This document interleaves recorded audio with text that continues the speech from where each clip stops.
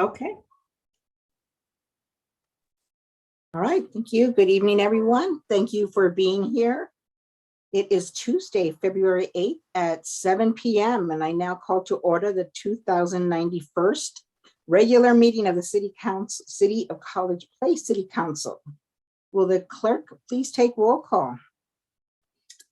Yes. Councilmember Jessup. Present. Councilmember Cleveland. Present. Councilmember Espinosa. Present.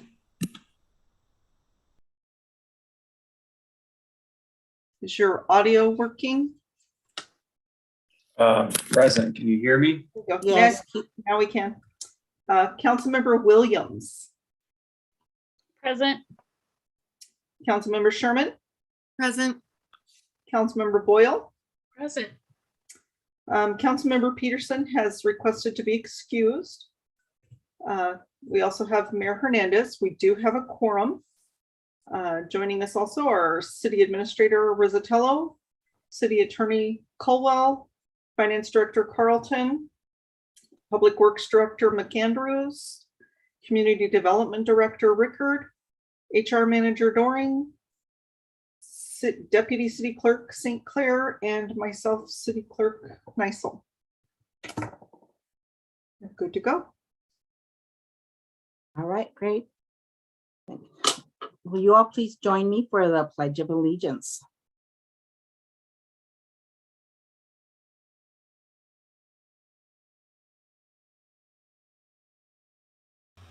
I pledge allegiance to the flag of the United States of America and to the republic for which it stands, one nation, under God, indivisible, with liberty and justice for all.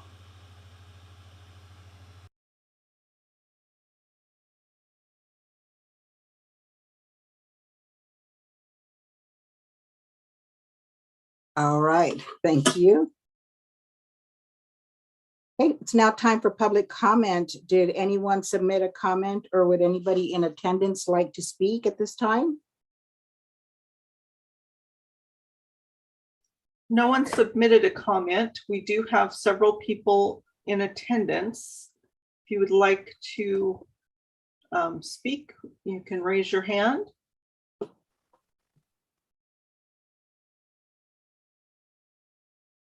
No raised hands. Okay, thank you.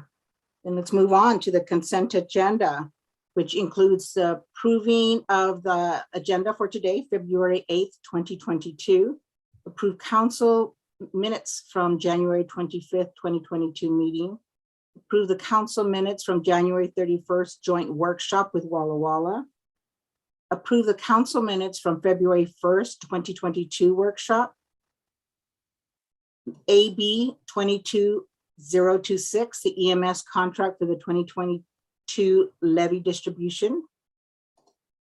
Appointment to Parks, Arbor, and Recreation Board. The AB 22028 2022 internal, external committee assignments. AB 22029, the purchase of 2 new pickups and surplus of 2 existing trucks, as submitted by Mr. McAndrews. AB 22030, the city administrator contract amendment, as submitted by Ms. Doring. AB 22031, the December 21st check register and financials, and excusing the absence of Councilmember Peterson. Are there any items that any council member would like to have removed from the consent agenda at this time?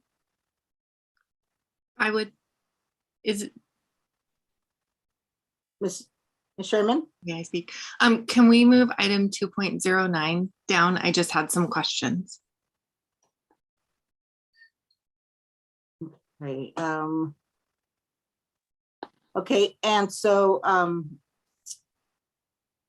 Lisa, last time we did this, we think we had to change something because we can't approve the consent agenda. So we're just removing it and putting it to an action item, correct?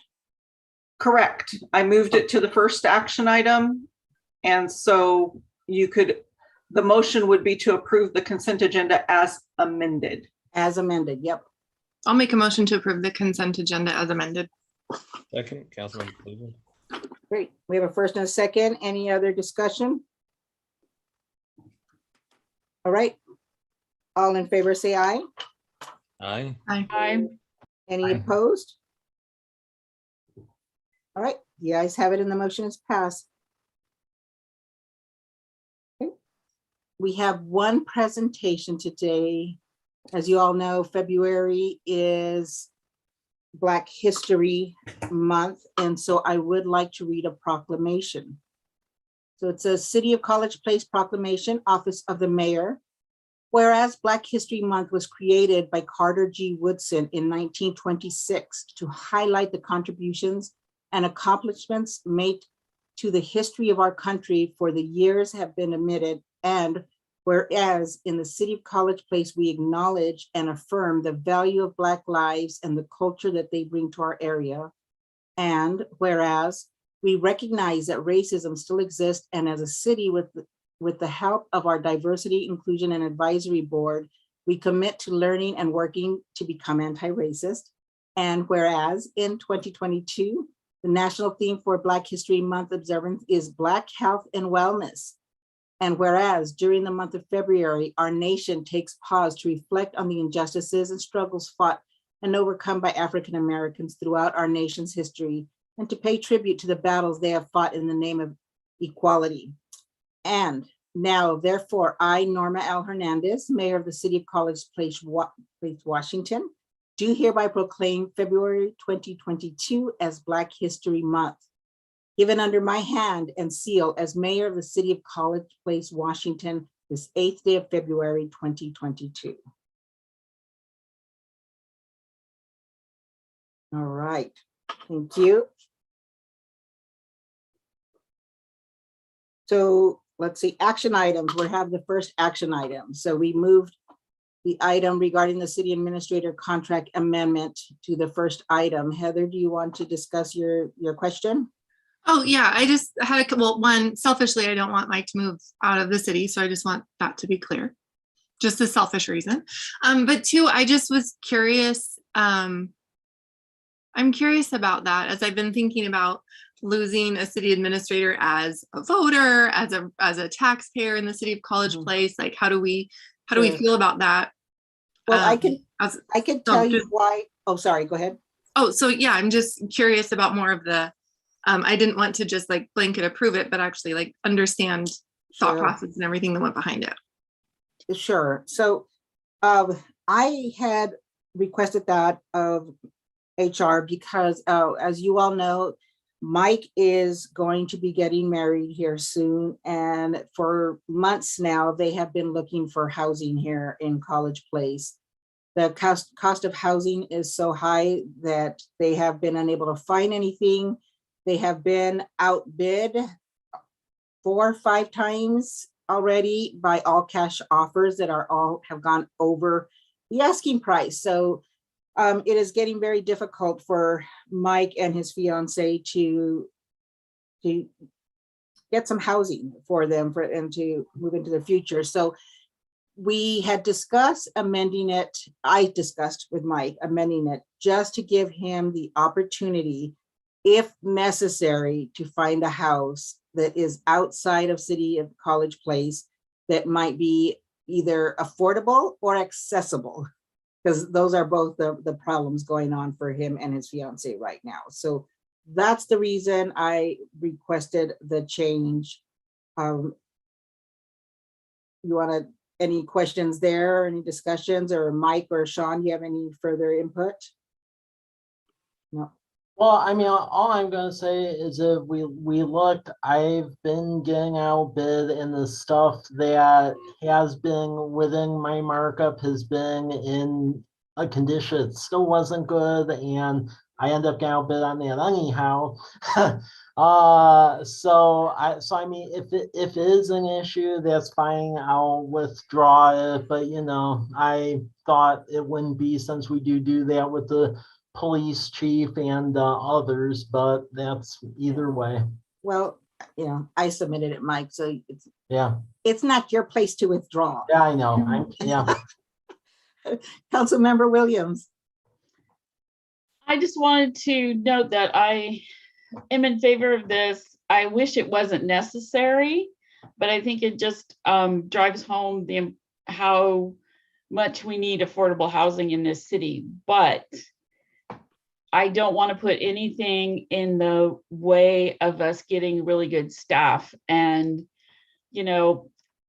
for our city council jobs, sure, but for our day jobs, I don't think any of us have to live in any particular place. So I think it's reasonable to ask him to live close enough that he can respond, but I really want him to still be our city administrator, even if he has to live in the other town. Councilmember Espinosa. Thank you, Mayor. I just want to echo Councilmember Heather's concern, and not just for Mike, for everyone. I think that, looking at it on a case-by-case basis is important, but having stakeholders and key stakeholders living within our geography is important because it speaks to the rules and the laws and the tax regulations that we're passing for our geography. I think it's important for the incumbents to be in the area as we are direct participants of our city and leaders of our city. So I just want to echo that concern that I think is valid, and I understand because I'm in the industry that housing is challenging. But as a matter of fact, Walla Walla, it's a couple of percentage points more expensive than College Place in many regards. So it's harder sometimes to find a place. There is more opportunity there because there's more housing, and there's a shortage here in College Place. But the concern is there nonetheless. So I just wanted to echo that as well. But we did put in a radius. Sean, remind me, 20 miles? 20 miles. Yep. 20 mile radius from the city where he could consider moving. And again, Mike doesn't vote on any of the decisions. He just brings them to the table, but I just want to, so it gives them a little bit more room even outside of the city of Walla Walla, out of the major cities into the county area. Councilmember Williams. I would just point out, I guess it's a question to confirm that this only changes it for the city administrator, not for anybody, not the mayor or anybody that's on the city council, correct? Correct. No elected officials. It is only, Mike is the only staff member that is required to live within the city of College Place. All the other staff and management's department heads are allowed to live anywhere. There's no limitation for them. So Mike is the only one that had that restriction on him. And still, even at that as proposed, he still has a limitation of how far he can live. Thank you. Mm-hmm. Any other questions, comments? Councilmember Boyle. I'm just curious, just for my own curiosity, is this, since I know elected officials, it's standard practice that we have to live within the jurisdiction. Is it common practice in other cities that the city administrators, is that part of their contract that they're supposed to live within the city limits? Or is that been kind of a College Place thing? Well, I can just answer what other cities have done. So for instance, Randy over in Waitsburg, he doesn't have that requirement. He lives out in the country, out in the county. City of Connell, their city administrator actually commutes all the way from Richland. There are the occasional ones that have that as a requirement, but it's scattered. City of Prosser as well, right, Mike? They live in Walla Walla. Yeah.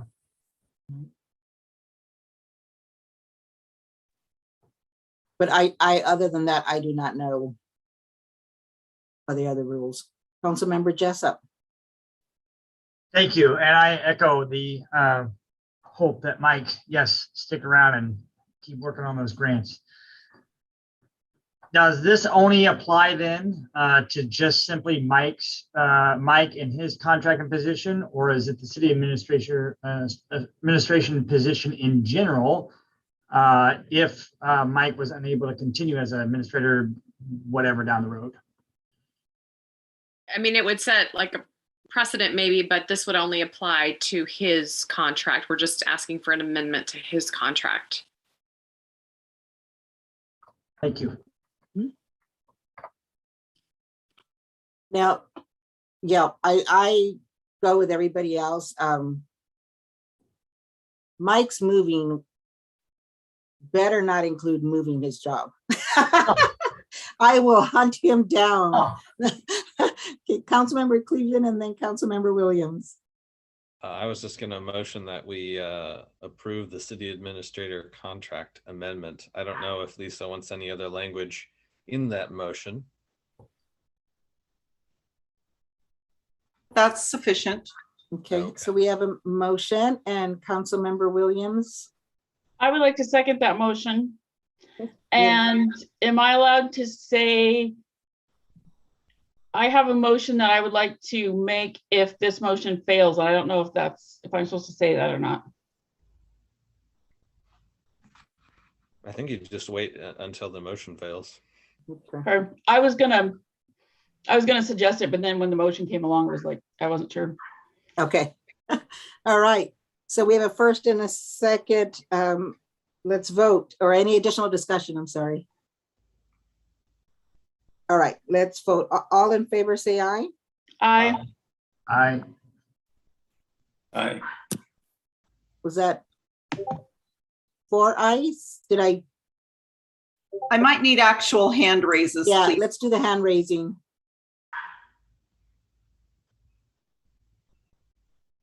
Okay. Okay, Okay, so that looks unanimous to that me. looks unanimous. Yes, thank you. Thank you. All right, but just in case, any opposed, changing of mind? All right, the ayes have it. The motion is passed. Thank you all. It is an important discussion, so thank you. Okay, let's move on to the next action item on the agenda is the welfare checks contract, and Ms. Colwell will present on that. Thank you. This was presented to council, I believe it was 2 council meetings prior. Council member Boyle asked some important questions, I thought, and I went back and looked at what I think would answer those questions. And what I'm suggesting, in addition to the contract with Dr.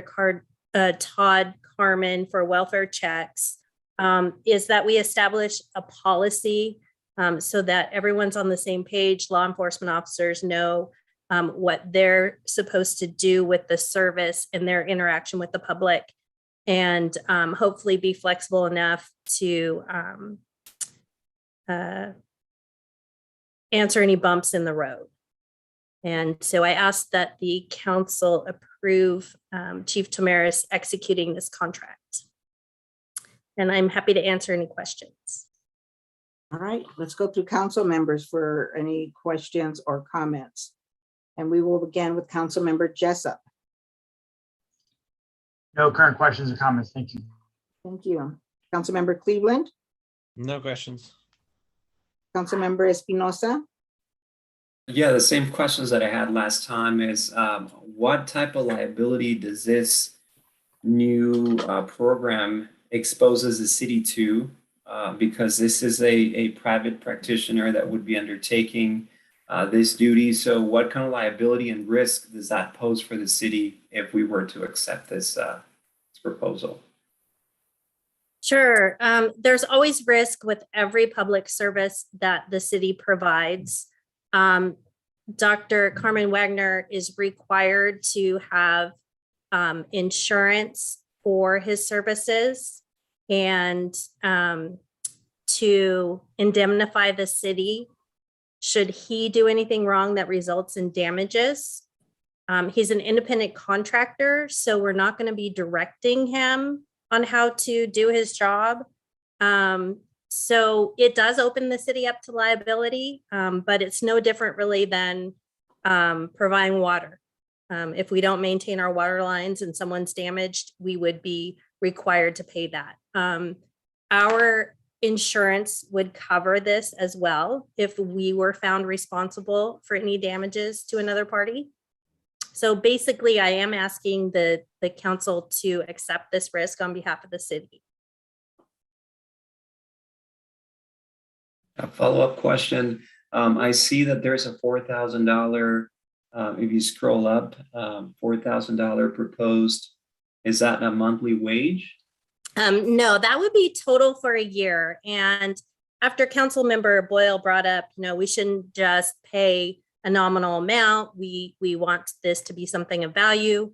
I looked at what we anticipated monthly welfare check calls, and the going rate for counseling services per hour, and then a slight discount because usually government customers receive a discount for professional services like this, and calculated that out. So this is an entire year, and I apologize, I did not put that in. So the anticipation would be that he would bill $85 per welfare check. Thank you. Mm-hmm. Councilmember Williams, No questions. Councilmember Sherman, I'm not used to listening for Williams yet, so sorry. No Me question. neither. Thank you. and Councilmember Boyle. No questions. All right. So if there's any other discussion, please raise your virtual hand for any additional questions or comments before we have a motion. All right, seeing none, is there a motion? I move to approve City Administrator and Chief Tamaris executing the contract for welfare check services with Dr. Todd Carmen Wagner and Carmen Wagner Consulting PLLC, and establish a welfare check service policy. Second, Councilmember Williams. Great. We have a first and a second. Any additional discussion? All right, let's vote. All in favor, say aye. Aye. Aye. Aye. Councilmember Jessup, you have a question, a comment? No, I believed I was trying to raise my hand as before. Aye or yes. Okay. Any opposed? All right, the ayes have it. Motion is passed. Thank you. And I will have an update in a couple of months for council. Thank you.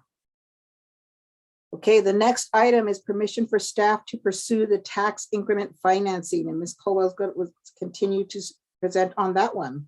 And actually, Administrator Rizzatello is going to start that discussion. All right, tag teaming it.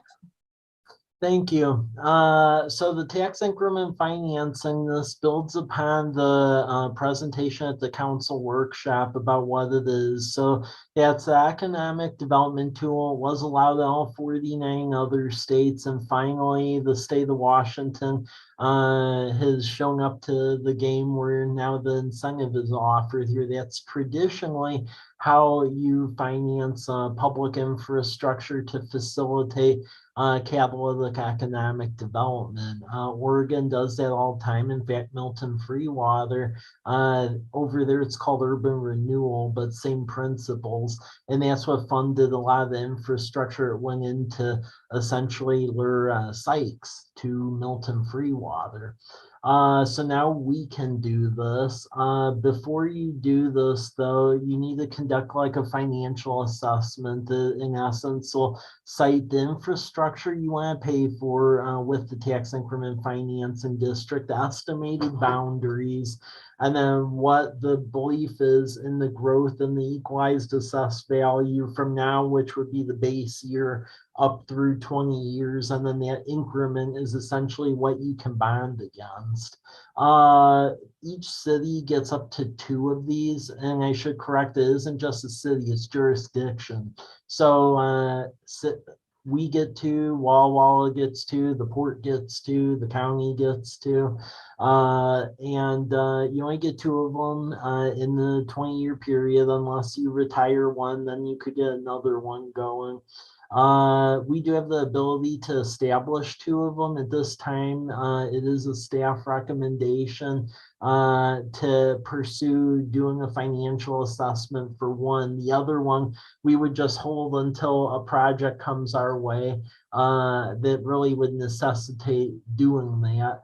But if you go to the map, the GIS economic development map, you will see a map of the proposed boundaries. And it's in the red purplish diagonal geography. If you click on the map, Lisa, if you could click on the GIS map.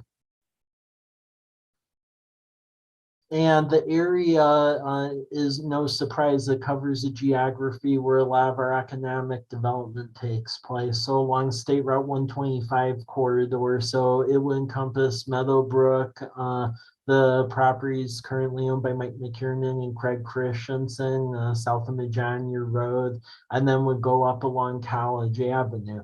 The general premise behind this is if this is established, we could essentially use it to help fund and get match money for grants for several projects that are in their capital facility plan, which are needed to really attract the economic development in the future. So for instance, Majania Road, while we did get a federal earmark, if you all recall with that bill that was passed, only about 1/3 of the revenue actually was allocated into that by the federal government. Now, while we haven't received the verbiage what our earmark is, one could extrapolate out that it was probably reduced to that 1/3 number, since that's what the bill was established at. Also, the east-west road through Mike and Craig's property, while developers help with that, typically cities partner when you're getting a large-scale project going.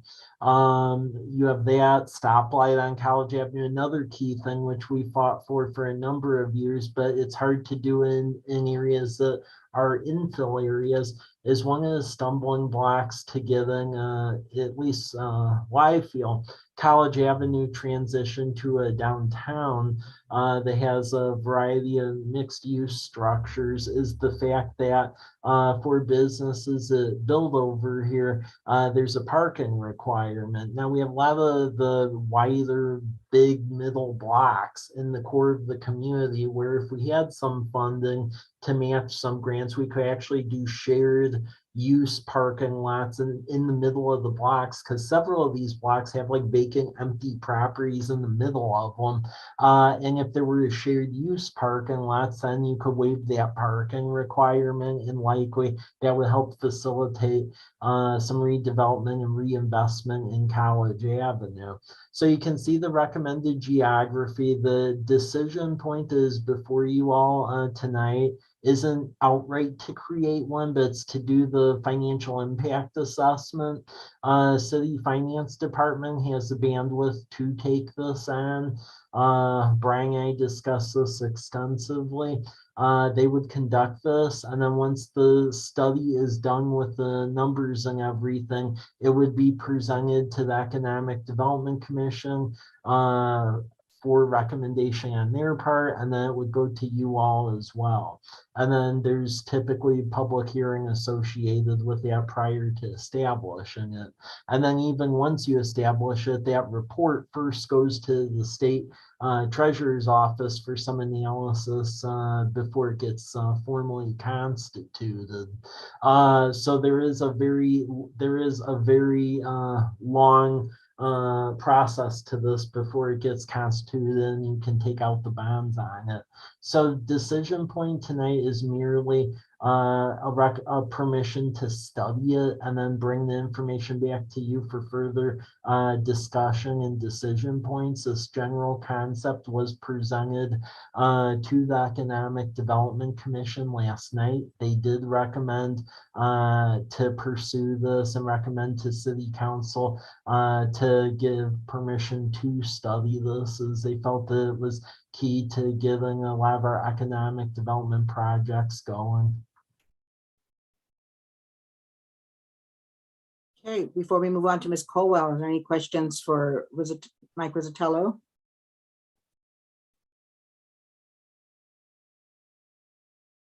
Okay, Councilmember Williams. Actually, I should have asked this before, but I keep thinking I'll look it up and I keep trying to look it up and I can't figure it out. Where exactly is the Stone Creek part? So, okay, so Stone Creek, that was a nickname given to the general development site that Mr. McKiernan and Mr. Christensen own. For the last couple of years, that has been the nomenclature behind that geography. Okay, and my second question is, I'm looking at how tiny our urban growth boundaries are.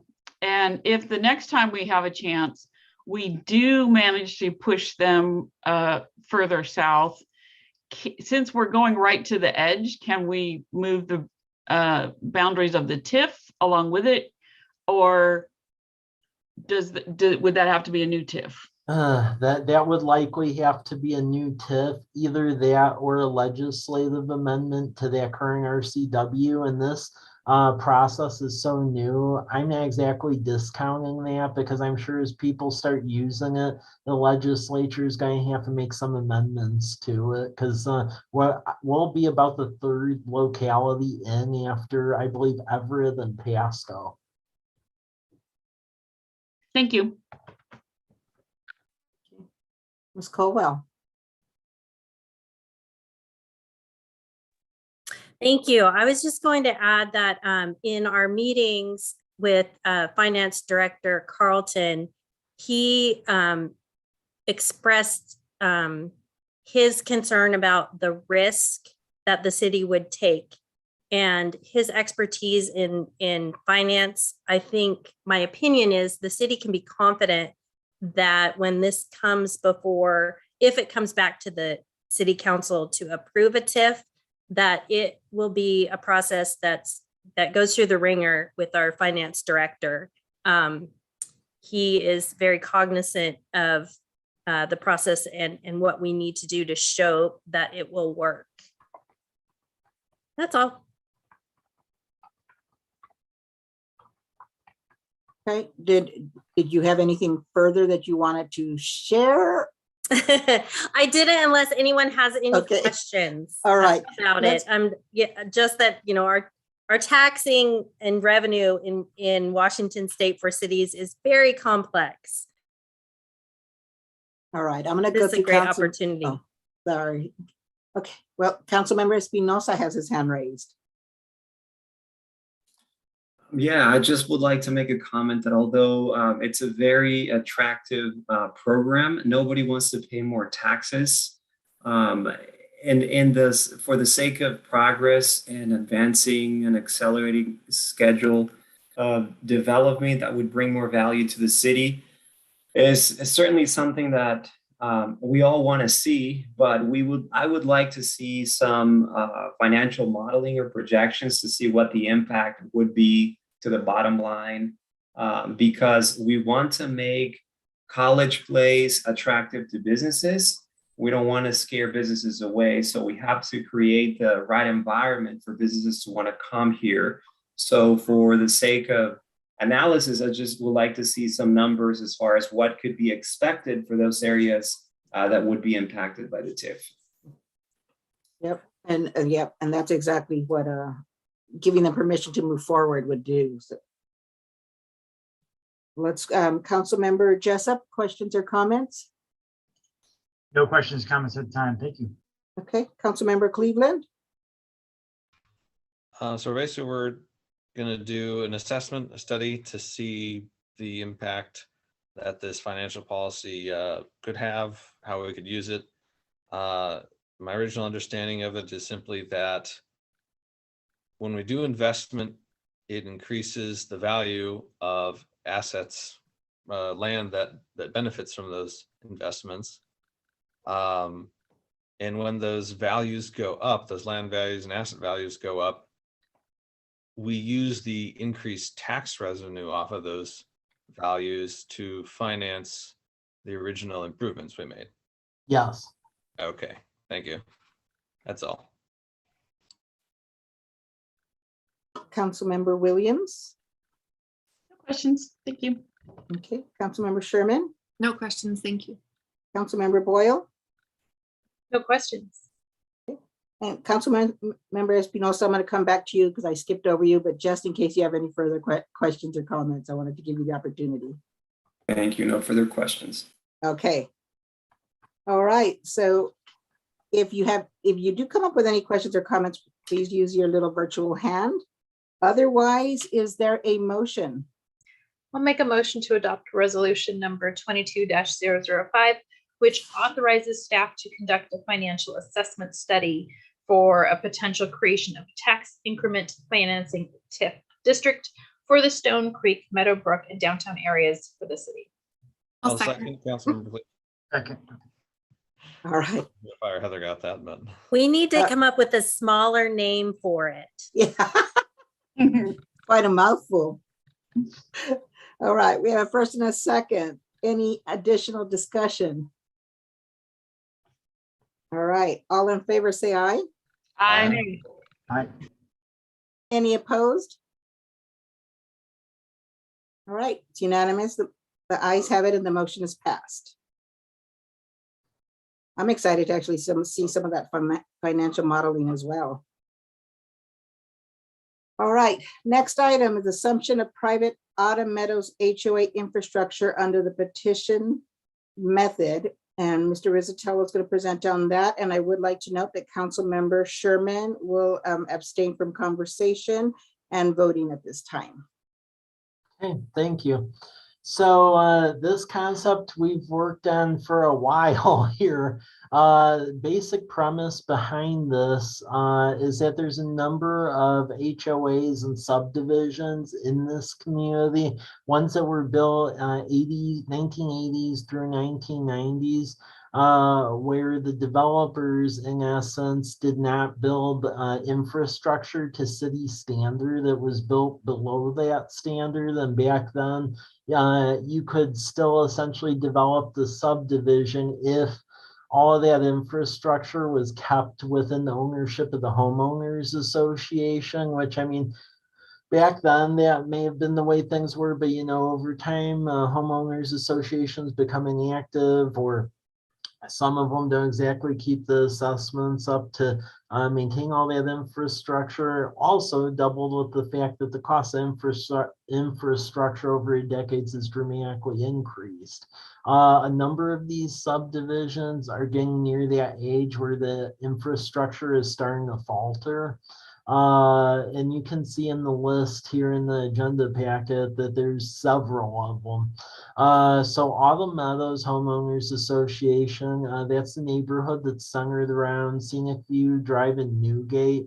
And that homeowners association had an interest in doing this, being the first to do this, and with the infrastructure code chapter 3.22. What that allows for is that the homeowners association could essentially send over a letter to the city requesting consideration of that assumption. If the initial request for research is granted, then essentially the HOA deposits about $15,000 in escrow to pay for a third-party engineering assessment. What that engineering assessment does is it basically says what is the value of any of the assets that are out there depreciated, as well as assets that the city may want. So in the case of Autumn Meadows Park, when you read our park plan, that part of the community is under parks. So the fact that there is a community, that there is a park property out there, that's of value to us.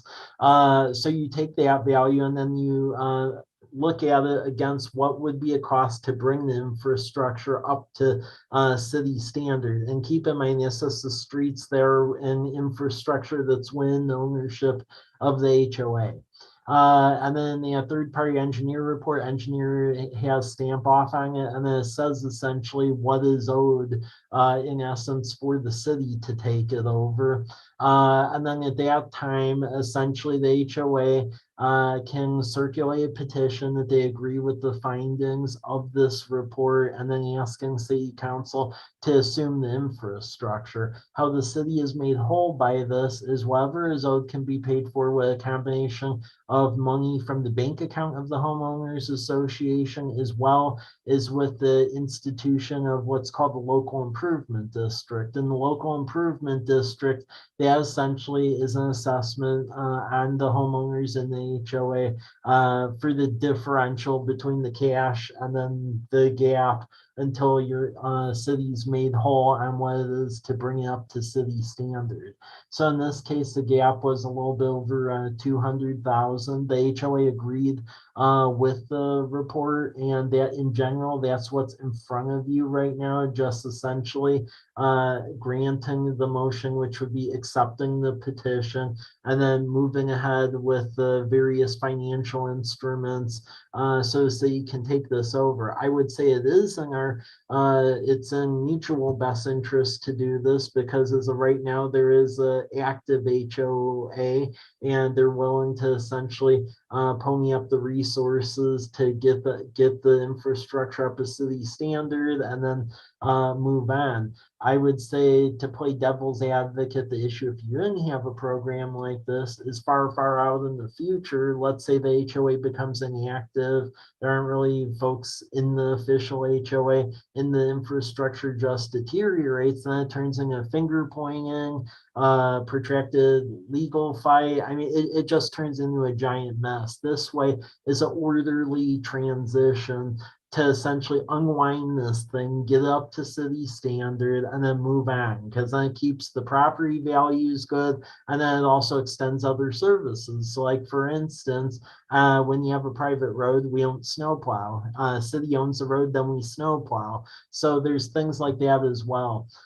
This is the first HOA to do this.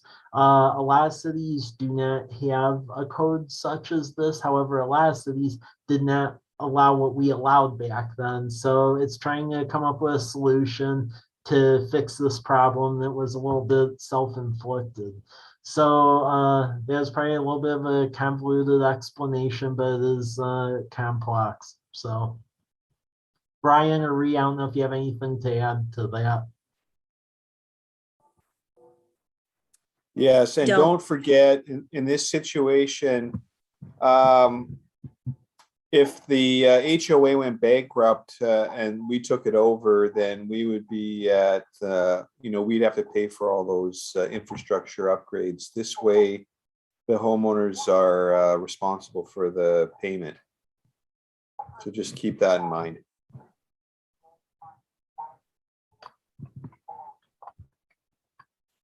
Right. Let's go through council members for question or comments, and Councilmember Espinosa has his hands raised.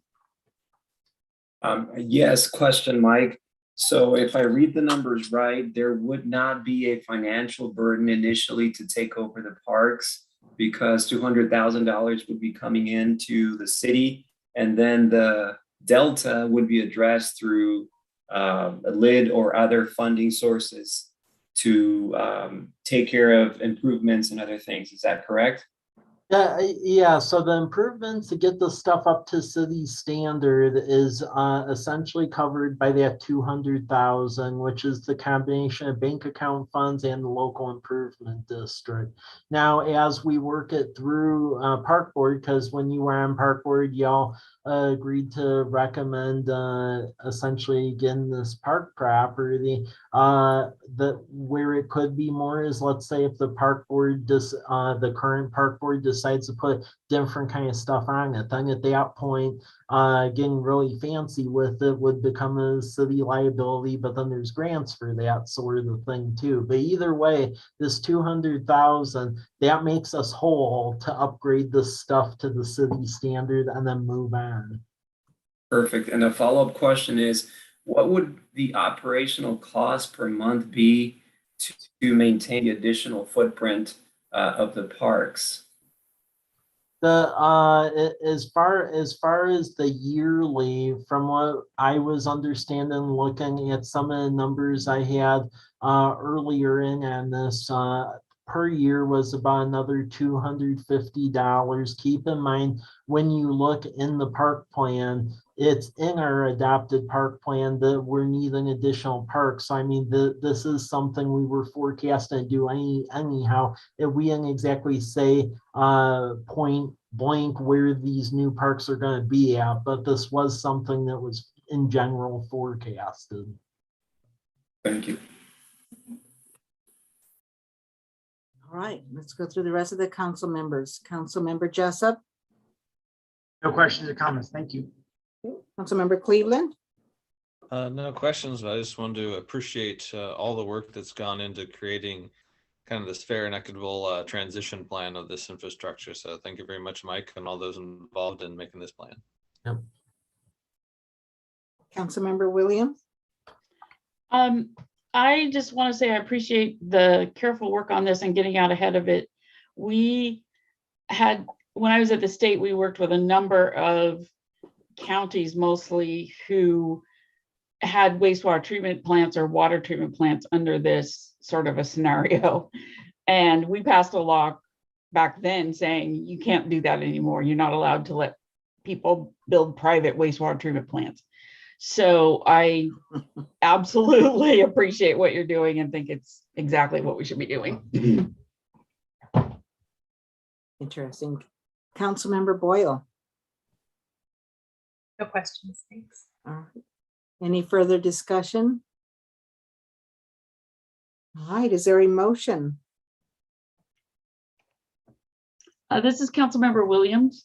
I would like to move that we adopt resolution number 22-006, which is council acceptance of Autumn Meadows Homeowners Association petition for city to assume infrastructure upon transaction of funds and creation of local improvement districts to finance the $200,956 liability. This is Councilmember Boyle, I'll second. Great. First and a second, any further discussion? All right, seeing none, all in favor say aye. Aye. Aye. All opposed? All right, the ayes have it. The motion has passed. Let's move on. Next item, 5.04. It's the is a resolution to support Department of Natural Resource Community Forestry Assistance Grant application. And Mr. Rizzatello is going to present. Okay, thank you. So this program we're eligible to apply for because we are a tree city that's recognized by the Arbor Day Foundation, and we just achieved that designation for the 5th year in a row now. So that does make us eligible for the grants. Couple months ago, I put in front of you because they essentially split this grant program into 2 separate ones now, because the state allocates a lot of money through this new Evergreen Act that was passed that gives a lot more grant money than historically to fund tree activities. So the previous grant application, which has already been submitted, was for the follow-up urban forestry plan. They have a separate grant program that ties into basically tree maintenance, irrigation, tree planting, and that kind of thing. So what's in front of you is basically writing a grant application and designating the support of it for some new trees out Lions Park, because several of them were cut down from windstorms over the past years. So replacing those, which will be the ideal time since we have that renovation project going on. Also some trees out at Veterans Park at the Homestead subdivision, because that's fairly barren. And then an irrigation system out at Lions Park. The irrigation system at Veterans Park is in good condition because that's a newer park. It's just the trees didn't really follow the irrigation system. But the Lions Park one has a very old irrigation system needs to be changed out. So that's what this resolution of support is for. The Blue Zones folks, they are helping us put together this grant application to submit. So hopefully we get funded for this. Okay, thank you. Let's go through council members for questions or comments, beginning with Councilmember Jessup. No questions or comments. Thank you very much. Councilmember Cleveland, No questions, thanks. Councilmember Espinosa, No questions, thank you. Councilmember Williams, No questions. Thank you. Councilmember Sherman, No questions, thank all right, and Councilmember Boyle. All right, I read those lips. My screen was frozen. Right, so if there's no further discussion, can we have a motion on this resolution? All This is motion. Councilmember Jessup. I'd like to make a motion to approve resolution number 22007 in support of State of Washington Department of Natural Resources 2022 Community Forestry Assistant Grant Request. Okay, and I'll Council, second. all right, I was gonna just ask, did you want to second that? Okay, any additional discussion? All right, all in favor, say aye. I All opposed? All right, it's unanimous. The ayes have it and the motion is passed. Next item is a resolution to support an AARP Community Challenge Grant application for lighting at the pickleball basketball courts at Kiwanis Park. Mr. Rizzatello, you are still up. Okay, thank you. So the AARP Challenge Grant, we received that a year ago for free Wi-Fi, and that grant project was executed in a timely manner. So we once again qualify for another one because these are issued on an annual basis. Subject of discussion at some past park board meetings has been that we actually do get heavy utilization of the basketball and pickleball courts in the evening. So much so the number of youth groups actually bring their own mobile lighting out there to play pickleball or basketball. The issue being is by doing that, because a lot of it's like the plumbing, lighting, and things of that sort.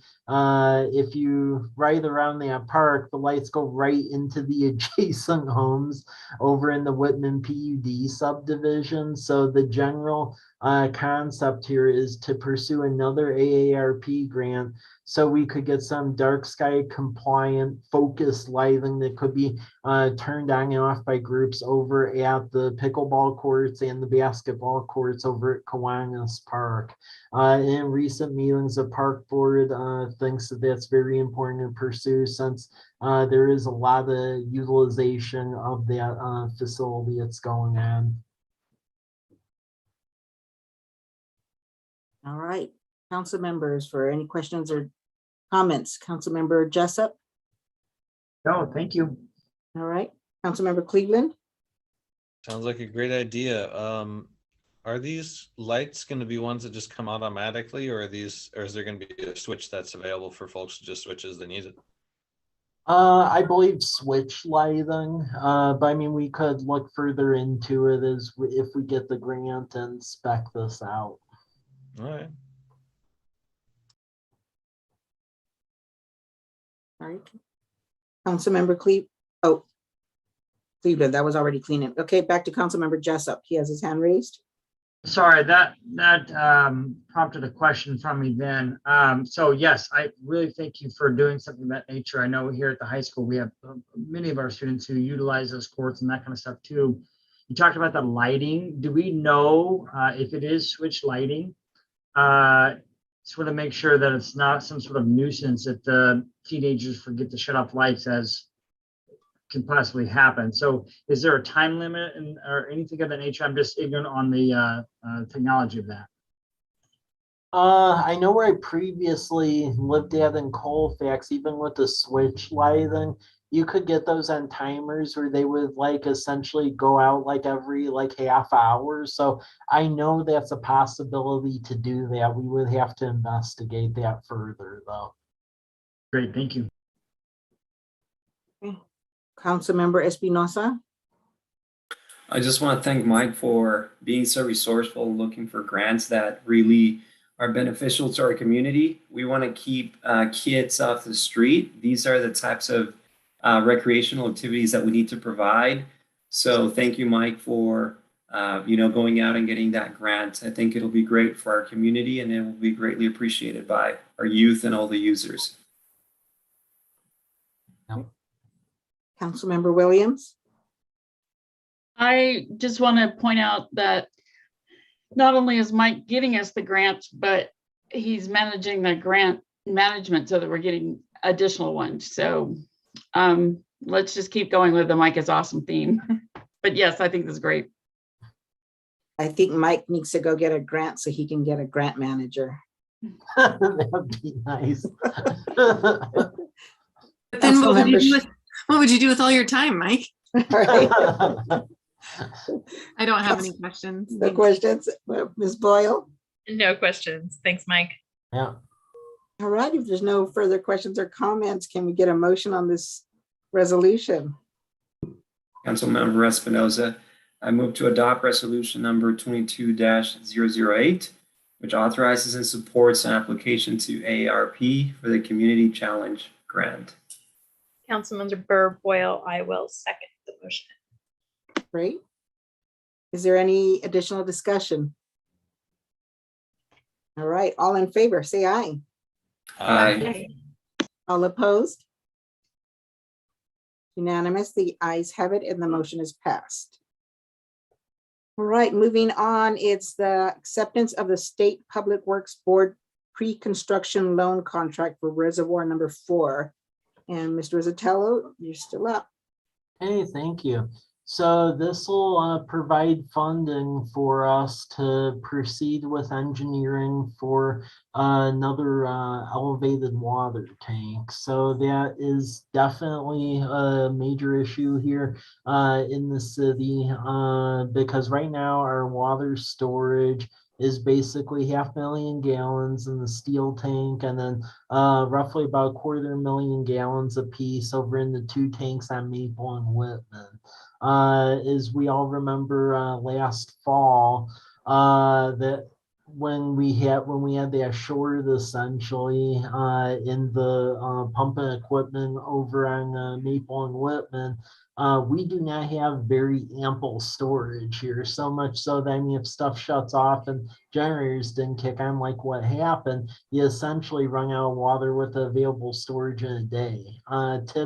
So put in perspective, Colfax, for instance, has 1/3 of our population, and from a volume perspective on water storage, had 3 times the water storage we have, even though they have 1/3 of the people. So it's a major issue. So this money will allow us to get with the ball on this and get it engineered, and then we'll get grants and other things, other financial mechanisms to make this thing a reality. It's in the capital facility plan, and the general premise behind this is that this water tank would essentially help with pressure and supply in the western part of the system. So everything west of College Avenue, so Homestead area, as the development occurs off of Majanier, they have a Stone Creek area, and there is some ideal property actually within the facility of our wastewater treatment plant. There's a large bluff on that site where if we put it out there, we could actually use the gravity to essentially feed the system from the tank. I will also point out that this does present a potential revenue issue where we could have some additional revenue because there are a number of internet and telecommunications providers that want to have antennas on our current water tower. We do not allow that though, because that water tower dates from the 1940s, and there's some question as to stability if you put a ton more weight on that. So that's why we don't do that. But with a new tower, you could do that. So that's what's behind all of this. All right, let's go for questions or comments regarding this proposal. Councilmember Jessup? No questions or comments. Thanks again, Mike. Councilmember Cleveland, No questions. Councilmember Espinosa, No questions. Thank you. Councilmember Williams, No questions. Thank you. Councilmember Sherman, No questions. Thank Councilmember Boyle. No questions. Thanks, Mike. All right. So if there's no questions or comments, is there a motion on this item?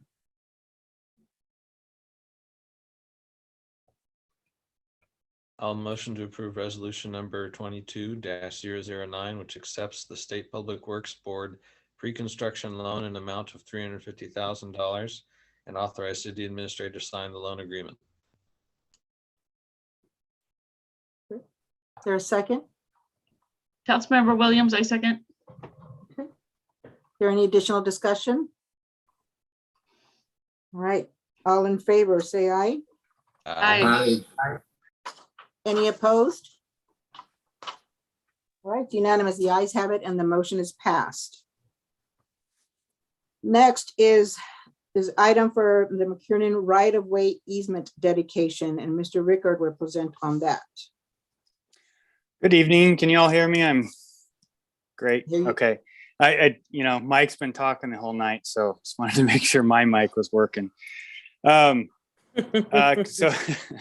Craig Christensen has been working with his neighboring property owner, Mike McKiernan, who owns property along the College Avenue corridor across from the College Place High School and Middle School.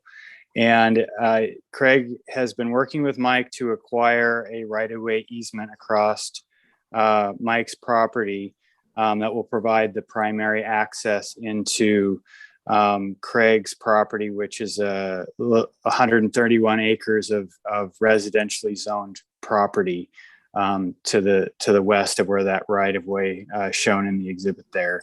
And that right-of-way would then be carried through Craig's property as it develops, and eventually tie in with Teal Road and connect to the south to tie into the school district property. So this is a key piece of right-of-way that Craig needs to acquire for his development, his property to become developed as house rooftops. So it's very crucial that Craig acquire this property from Mr. McKiernan.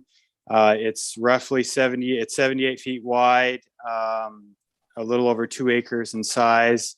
It'll be sufficient to carry 2 travel lanes, a center turn lane, and bicycle lanes through this section of the corridor.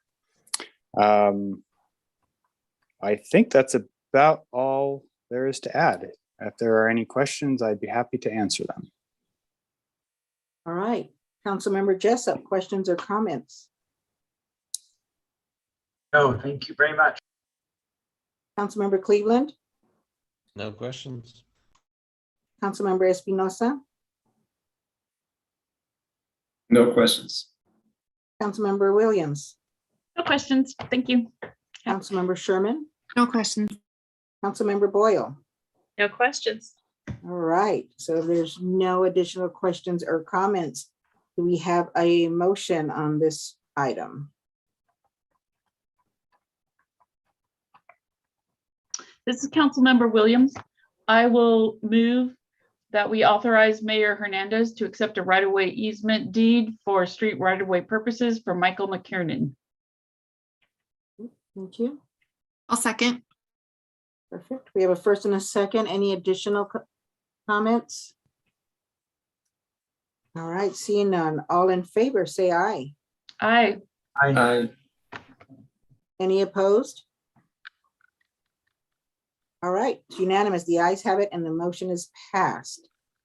This is a very important measure to moving forward. So thank you all. Thank you, John, for making quick action of that. Okay, so next, that's all for action items. We have some administrative reports tonight. The technical response team service agreement, and Ms. Joey will present on that. The safety committee has been working on updating our accident prevention program. And when we came to the confined space program, it came up that we needed somebody that could provide this service in case we had a permit confined space that we had to enter and there were some sort of an incident. Part of the permitting process is you have to have somebody on hand, if not there at the location, on call if there were somebody that needed to be rescued from the confined space. So our fire department does not provide this service. So we would like to enter into an agreement with the City of Walla Walla Fire Department and their technical response team to provide that service. There's two different options, as I noted in the agenda item. Either we pay the yearly $1,000 fee, or we choose not to pay that and pay the full cost if we did have an incident.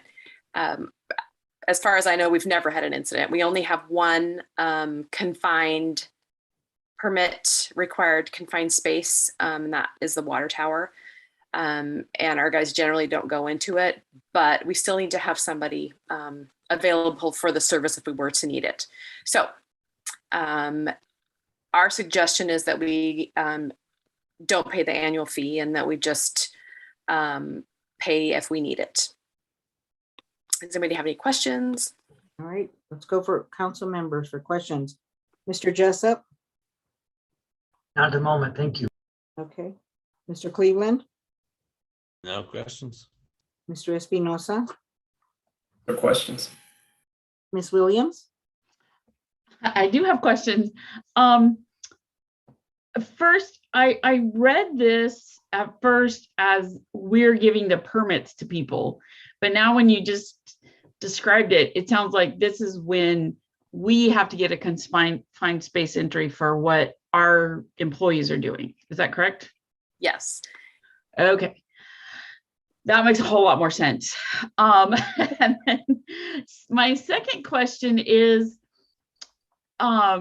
I really didn't understand the fee schedule, because when I looked at it, it looks like you pay $1,000 and you're only charged for actuals, or if you do not pay the $1,000, then the very first charge is $1,000 annual charge. And I was like really confused.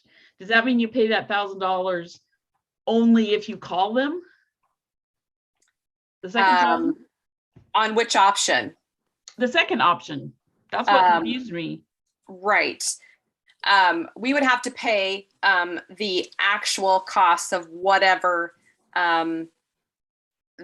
the response is, and it looks like it's the $2,478 for a minimum charge of 3 hours, and then overtime rate if it were to go beyond that.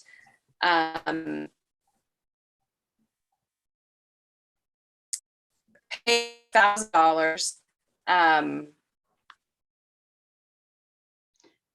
And see, this is what confused me. If you look at page 2, or I can probably email you. Not everybody needs to sit here and listen to this. But if you look at page 2, it says, choose an appropriate box, pay the annual fee, don't pay an annual fee, and in that case, you pay an annual sum of $1,000. And it seems like you do it, but you pay the $1,000 either way. And that's kind of what it looks like. Our thought is that we don't, I mean, it's very rare that we would ever use this. So right, go ahead. But when it said availability, that made it sound like we have to pay $1,000 no matter what we do. And so in that case, it seemed like we ought to pay the $1,000 that gets us the cheapest if we actually use it. I think we might want to have a relook at this contract, basically. I may be reading it wrong, but it's just like. Just briefly looking at it, it is a bit confusing. So I'd be happy to look at it. Yeah, no problem. Yeah, because it says it'll be paid on the date of execution of the agreement. So. Okay, Yeah. we'll look into that. Thank you. Ms. Sherman? I have no other questions. I had a similar question to Melody, but Okay. I'm happy if Ray is looking at it. Thank you. Ms. Boyle? So my question is there a reason why our department doesn't do this? Is it a matter of getting somebody certified? If so, what would that expense look like? Would that be an option so that we wouldn't have to be outsourcing? I don't know the history behind it. You know, and I would have to check today with the chief about that. When he and I chatted about it, he just simply said, this is not a service we provide. So if that's something that I need to look into, I'm happy to do that. Okay. Just might be worth knowing before we just go ahead and start looking at paying annual fees or more to Walla Walla. If it's something as easy as just finding somebody who was willing to be certified and paying a training fee or something like that might be, but I don't know.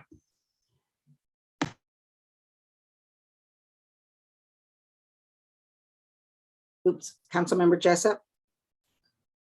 Thank you for working on this. So it's in essence, if you pay by, as I currently read it, unless there's adjustments, you'd have to have an incident every 2.5 years to kind of and that would be the 2,478 and so on and so forth. And you had mentioned there's only one incident that you're familiar with, which is at the water tower.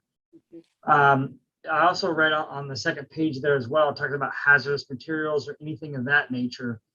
As the city, if any of these developments and so on and so forth happens as we expand and so on and so forth, what are all the potential opportunities that this could come up, such as the water tower? Are there other, like, do we know if things grow or change and we build this or build that, like this, the occurrences have a possibility of occurring more? Well, not knowing what we're going to build or move forward with, I don't know. I don't know that we're going to have any more confined spaces necessarily. We avoid letting our people go into those anyway. As far as the water tower is concerned, it's my understanding that we hire somebody to come in and do the cleaning for it. We used to, but it's just too dangerous for our guys to go into. So basically, we were just looking at this as we have to have somebody on call, if you will, to notify if we have a situation where one of our employees were to need to go into it, but the likelihood of that happening is very, very limited. Sure, like compliance kind of thing. Yeah. Thank you. Councilmember Williams? So my information on this is, 15 years out of date, but at that point in time, when I was working at the Hanford site, in order to do confined space entry, the people who are doing the entry have to have training, like, I'm thinking every 6 months. It might have been once a year, but it seemed like it was pretty often because I had to go to that. And then the people who are standing by in case of an emergency, they have all kinds of extra training that they have to go to. And so unless you have a pretty routine reason to do confined space entry, it's usually better to hire somebody who does it routinely, both because it's cheaper and it's also safer, because if you have people who know what they're doing, they're less likely to have a problem. So, I mean, I definitely think you should talk to the chief about it, but I don't think we should push them to go that direction, because it wouldn't just be getting our firefighters certified, it would be getting our employees certified as well. Does that make sense? And our employees do go through, we have somebody who's in charge of the program, Kevin Wolpert, so he goes to special training to make sure that he's up to date on the latest. As far as the confined space program, not necessarily the rescue portion of it. Yeah, and I imagine that a big part of that training is making sure that people stay out of confined spaces, because it's a whole lot easier to get into confined spaces than you might think. So that's why, when we're designing things, we try to design them so they won't be confined spaces, except perhaps during construction, if we can. So anyway, it gets really messy really fast. I'd say so. It already got really messy. I know. fast. So I'll talk to the chief and see if that's something that, you know, they could easily take on, but with some training, and then also dig in a little bit more to how the cost pricing works for when it's on the consent or action item. All right. Thank you. And thank you for taking the heat on that. I did notice that David didn't show up. So I know, right? I think he's in like Florida or something. Vegas, somewhere fun. All right, so let's moving on. We're almost there. So there are no informational reports in the packet. There's no executive session tonight. So going to closing, is there any other business for a good of the order? All right, I do not see any. So do we have a motion to adjourn?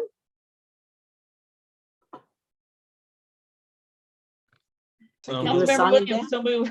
Okay, I was gonna say I can do a song and dance. I forgot I was muted. Okay. All right, is there a second? I'll second. Okay, great. So if there's no objection, the meeting is adjourned at 8:16 p.m. Have a good night, everyone. Bye.